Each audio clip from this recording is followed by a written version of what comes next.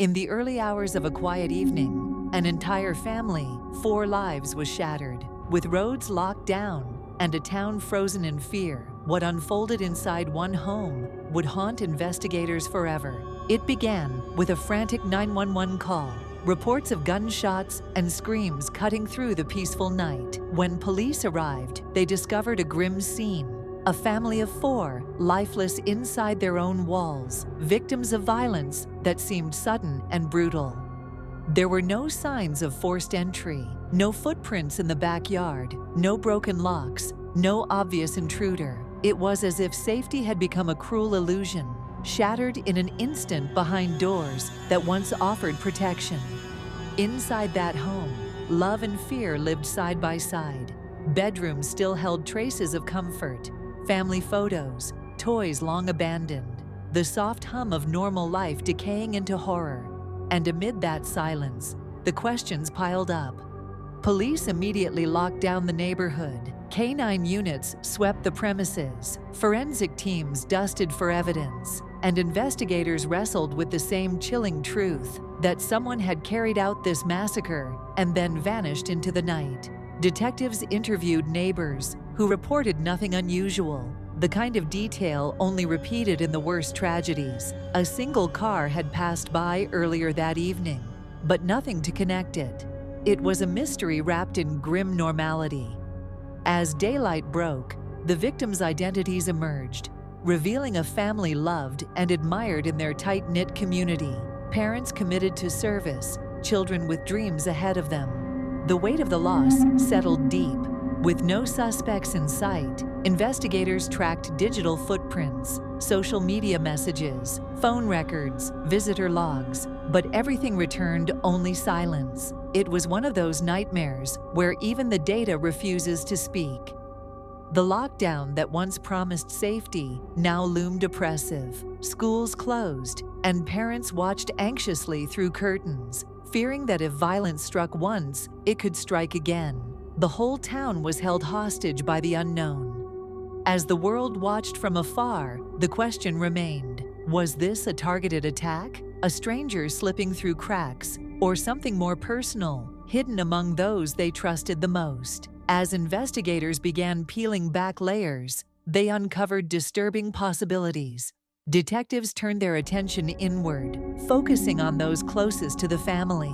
Friends and relatives were interviewed, but the deeper police dug, the more unsettling details surfaced. There were whispers of tension inside the home, financial strain, disputes magnified by the stress of lockdown, and a growing sense that behind the polished facade, cracks had begun to form. The perfect family image was starting to unravel.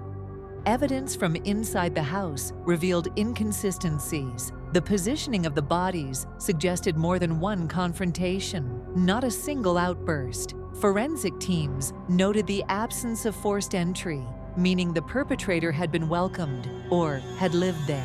The chilling possibility emerged. This wasn't the work of an outsider. It may have been born within the very walls meant to protect them.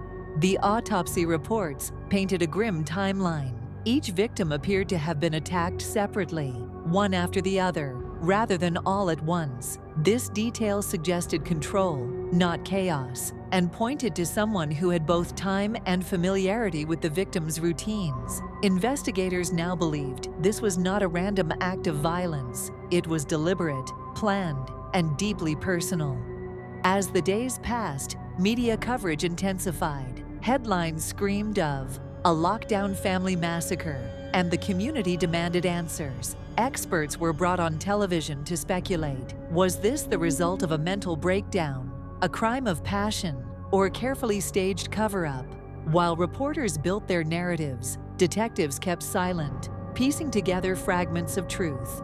Digital evidence slowly began to fill in the gaps. Cell phone records, computer histories, and private messages were analyzed. Investigators discovered late-night searches on topics no ordinary family member should have been looking up: methods of poisoning, firearm modifications, and disturbing discussions in hidden online forums. The evidence began to narrow the circle of suspicion.